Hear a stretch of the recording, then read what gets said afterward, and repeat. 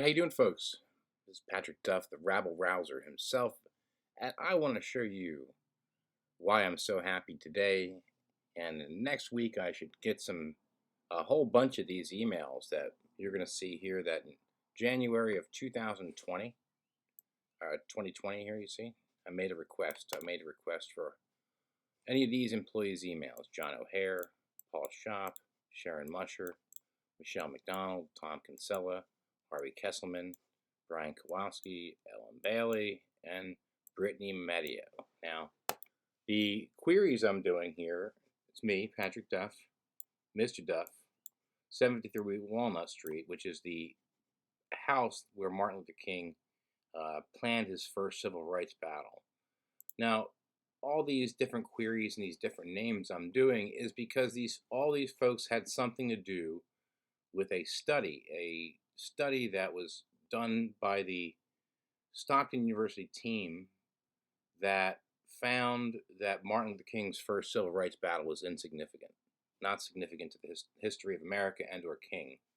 So, and I dispute that heavily. So I asked for all their emails, and you can see here they asked for a request for clarification. We go back and forth, and they give me an acknowledgement letter, and you'll see here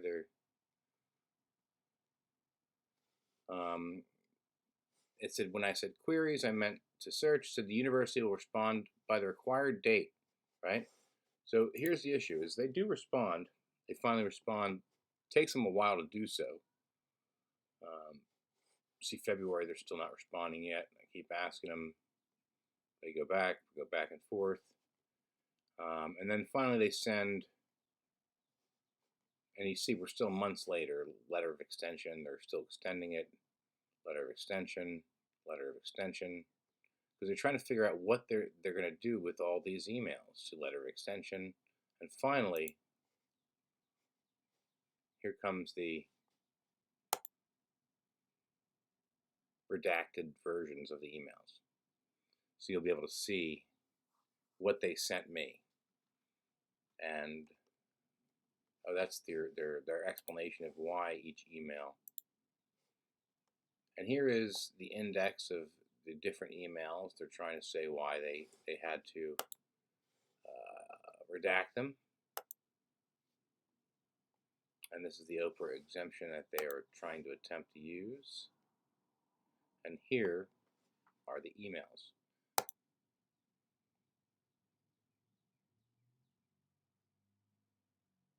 Now, remember, this is not about national security. There's nothing in this about anything that should be secretive. This is about a study paid for by taxpayers' dollars that a college did for the Department of Environmental Protection. And you'll see that this email here is completely redacted. You can't see anything in it.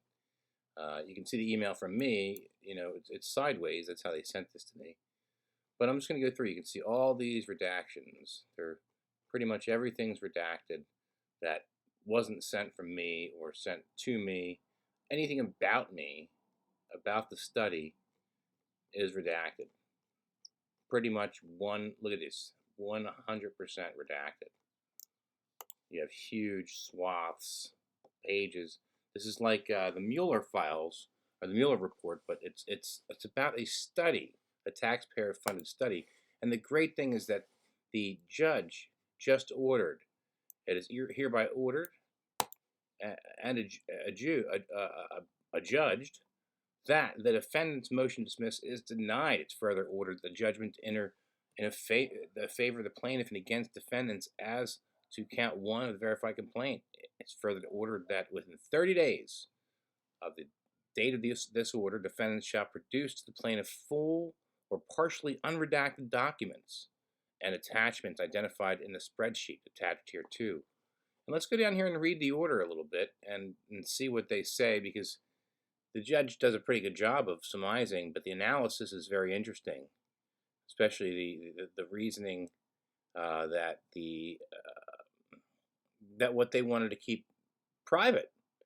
It says here, in most cases, start right here, the redacted information does not appear to be a part of a process leading to formulation of an agency's decision, particularly when those communications appear to be nothing more than a comment on plaintiff's response on the plaintiff to Stockton's report on the Walnut Street house, and because no actual agency decision is implicated by these various communications, the improperly redacted material does not have the ability to reflect or expose any deliberative aspects of Stockton's receipt and acknowledgement of the plaintiff's criticisms, which do not appear to have significant impact on the report itself.